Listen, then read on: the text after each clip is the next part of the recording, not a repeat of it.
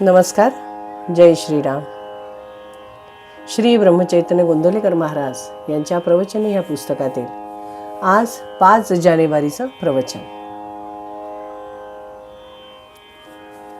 कळकळीचे नामस्मरण. आम्ही सुस्थितीत असलो म्हणजे आमचे नामस्मरण अधिक होते. त्यात काही बिघाड झाला की तिकडेच सारे लक्ष वेधते. याला कारण म्हणजे आमचे स्मरण हे वरवरचे असते. श्रद्धेने नामस्मरण करणे आपल्याला कठीण जाते. परमात्म्याशिवाय आपले कोणी नाही असा जेव्हा दृढ निश्चय होतो त्यासाठी श्रद्धा असणे आवश्यक आहे. म्हणजे प्रकृतीत काही बिघाड झाला तरी आपले स्मरण टिकून राहील. द्रौपदीला आता आपला कोणी त्राता नाही असे वाटून तेव्हा तिने श्रीकृष्णाचा धावा केला. तेव्हा भगवान लगेच धावून आले. असे खऱ्या कळकळीने स्मरण आपले असायला पाहिजे.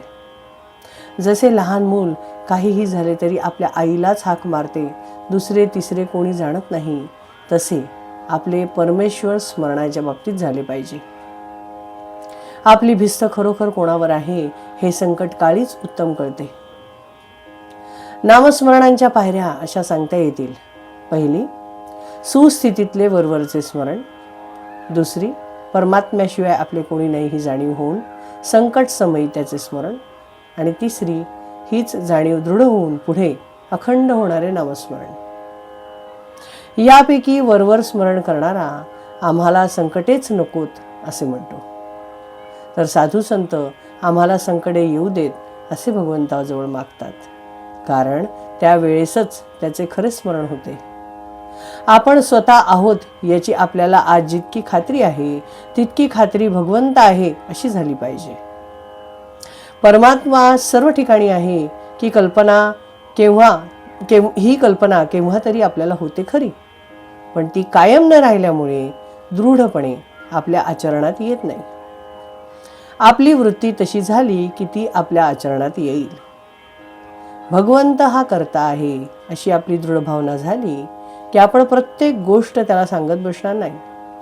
भगवंताला माझे सर्व कळते असे जर खरेच वाटत असेल तर त्याला आवडेल असेच आपण वागू. पहाटे उठावे आणि भगवंताची मूर्ती डोळ्यासमोर आणून प्रार्थना करावी आणि तुझे विस्मरण जिथे होते तिथे मला जागृत करीत जावे आणि मला तुझ्याशिवाय कोणीही आसरा नाही असे म्हणून त्याला मनपूर्वक नमस्कार करावा.